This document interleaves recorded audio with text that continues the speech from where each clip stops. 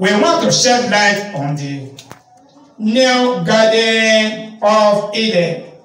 Isaiah chapter 65, verses 17 to 26.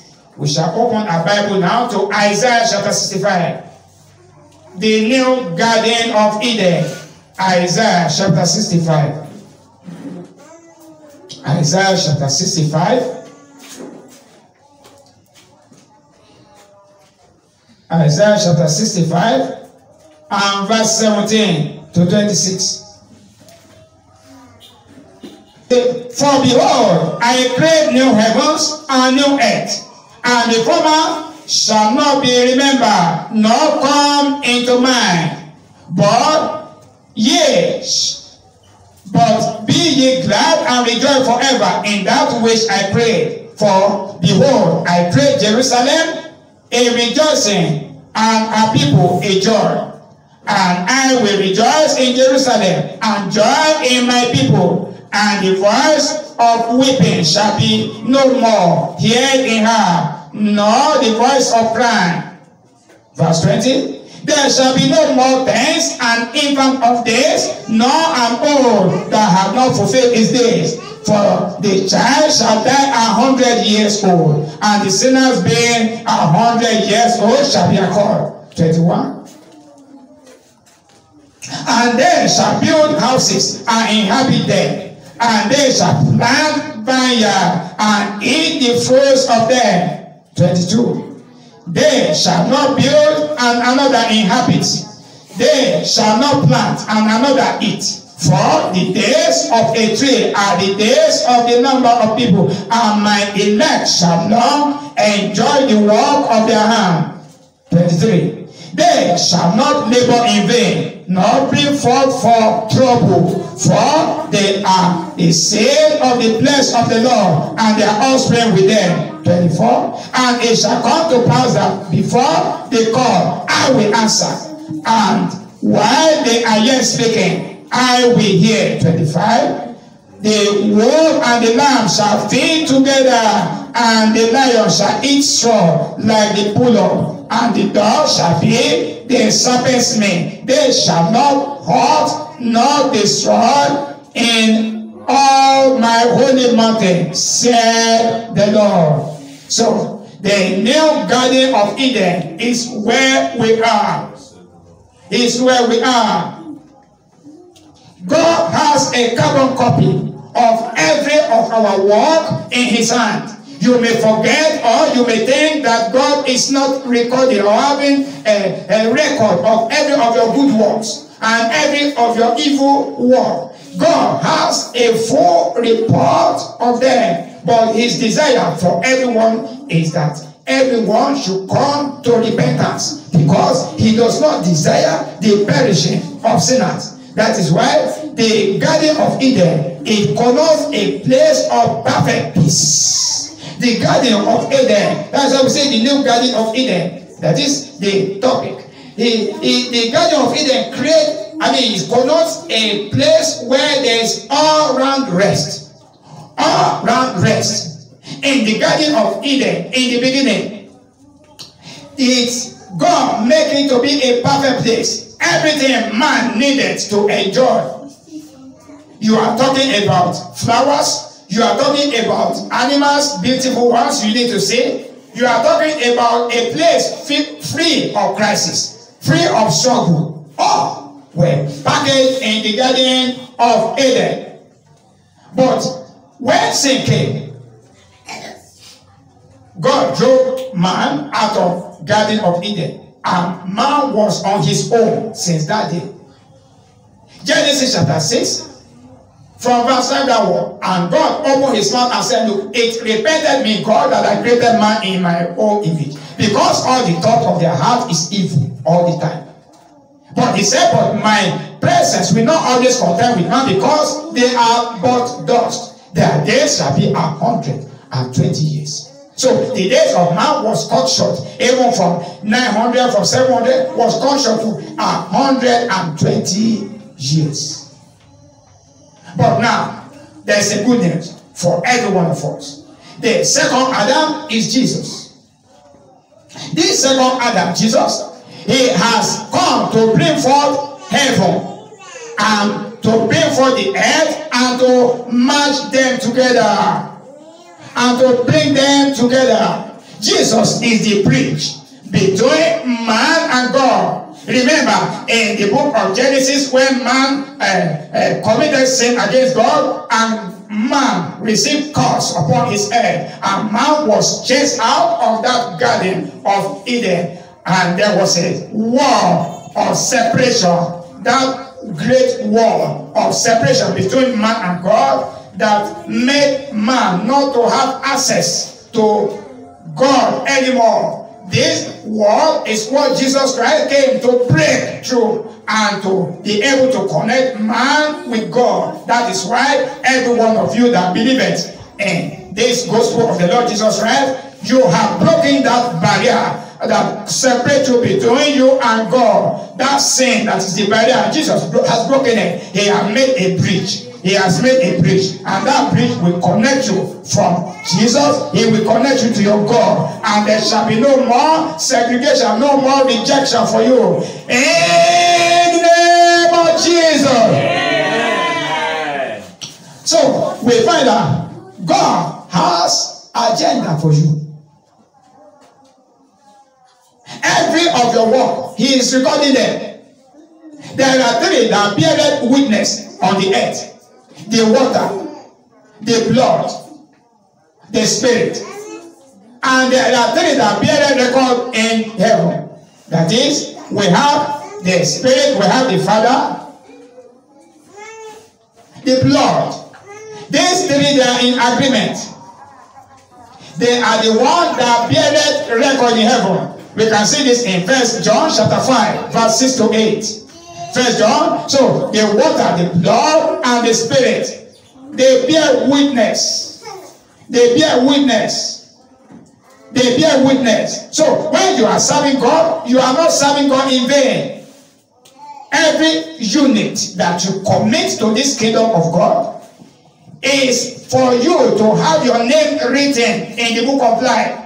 And when your name is written in the book of life on this earth, it translates that you have been separated from the world. Therefore, you are not operating under the economy. You are not operating under the sufferings of this world.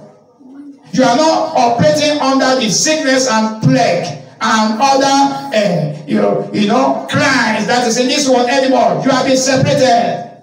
Because this kingdom that Jesus is giving you is a kingdom where there shall be no more evil party. There shall be no more evil party. Say, my father, my beloved mother, bye. Have a night rest till we shall meet in heaven, till we shall part to meet no more. There shall be no more evil party. There shall be no more pains anymore. Hence, there shall be no source of fear anymore. And this world, it is characterized with all kinds of fear. Security fear, financial fear. When there's no money in your pocket or your bank, you will begin to fear. There are so many things to worry about in this world. Not so in the kingdom of Jesus. Not so, because all things are there, and they are the inglorious state that the word of my mouth cannot describe it.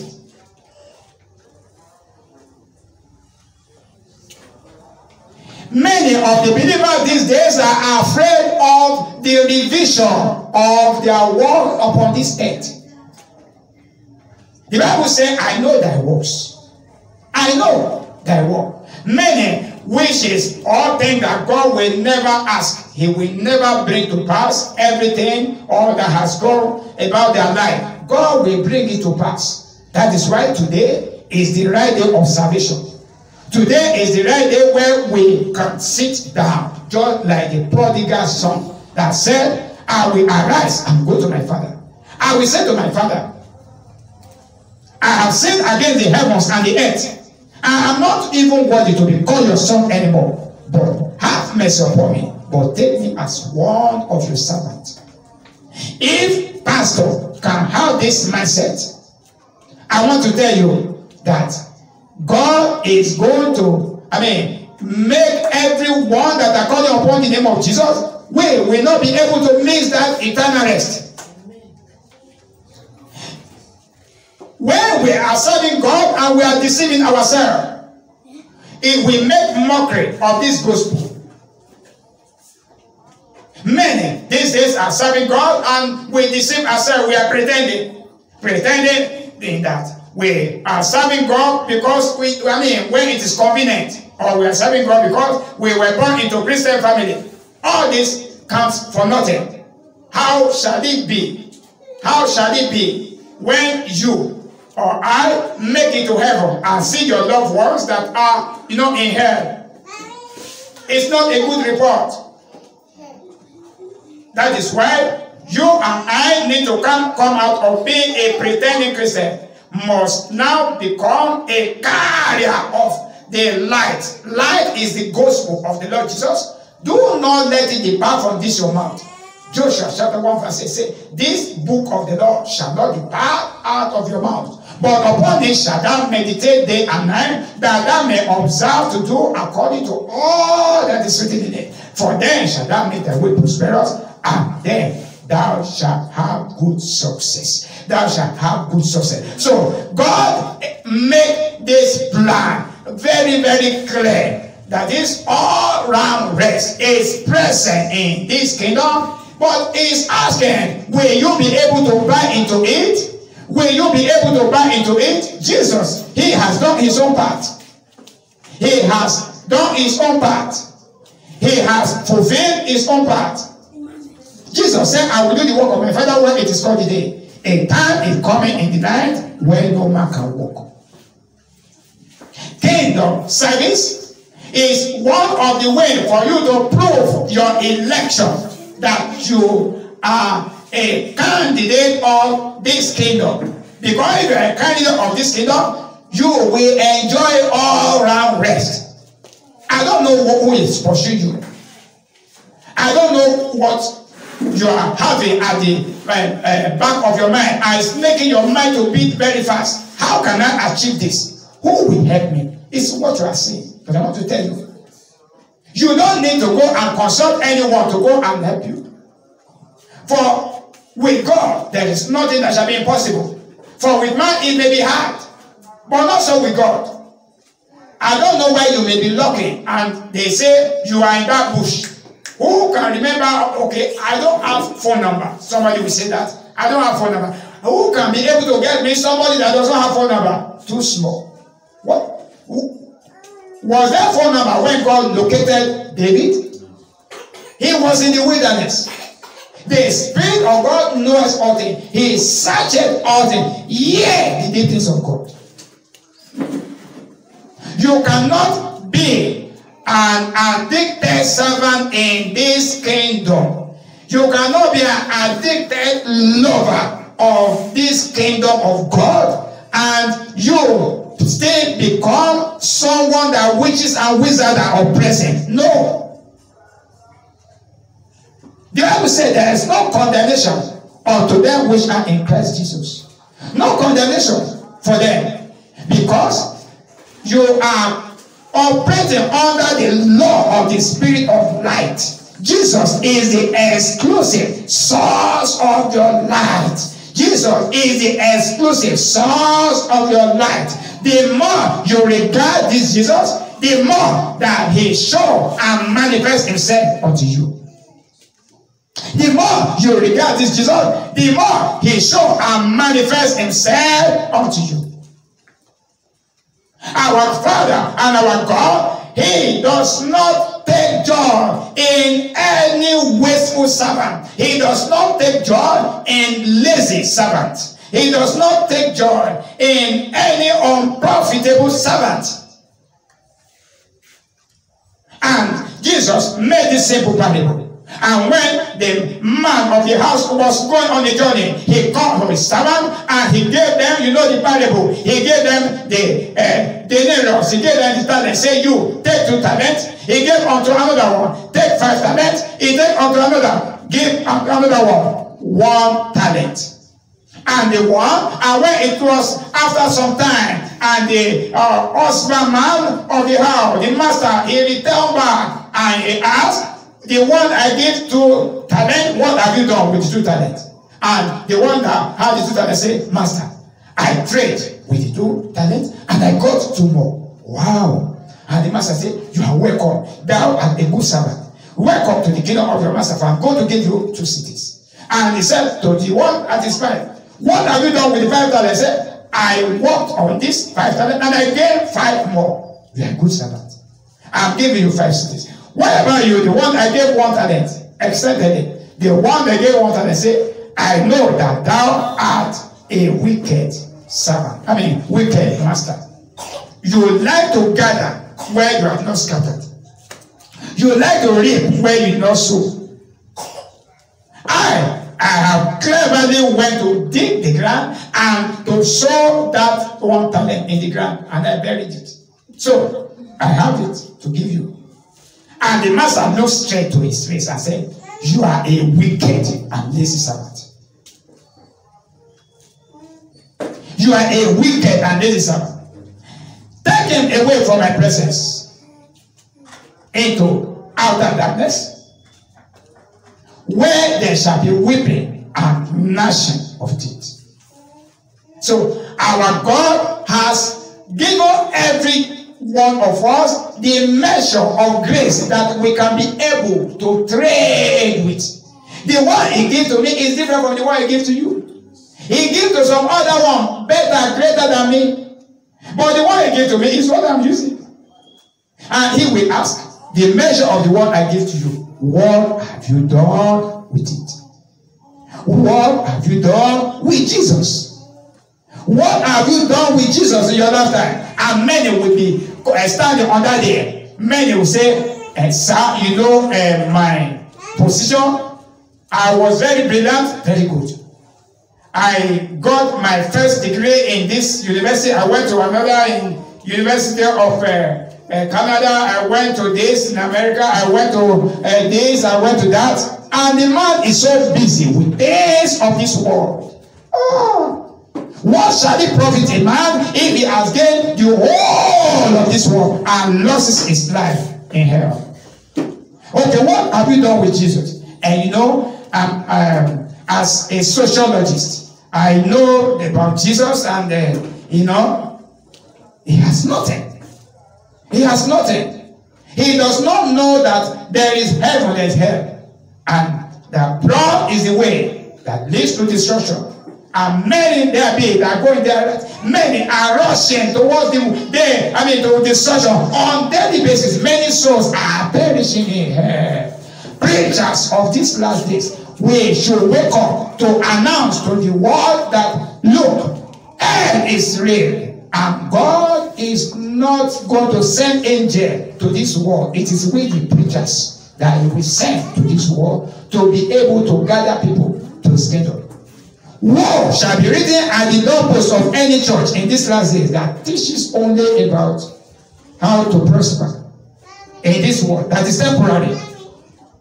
Forgetting that we are sojourners in this world, we are on a pilgrimage. You go to pilgrimage, and how many days do you spend in pilgrimage? Very short. You go to Saudi Arabia, or you go to Jerusalem. You spend just 2 days, maybe 2 weeks or 3 weeks, I don't know. You have to return back home. You went on pilgrimage the same way it is when we are on earth here. Very important that everyone that is going to enjoy all-round rest in this new garden of Eden should wash his clothes clean on daily basis. And to see if he's still in the faith, you examine yourself by washing your garment. The garment is made by washing a new heart that is inside you, to know if really you are still standing in faith. May the Lord help us in the name of Jesus. Amen. Every one of us expecting the second coming of the Lord Jesus Christ, we shall not miss the return. Amen. We shall not miss our flight. Amen. We shall not miss our names in the book of life. Amen. We shall not miss our restoration. Amen. We shall not miss our transformation. Amen. In the name of Jesus. Amen. Shalom.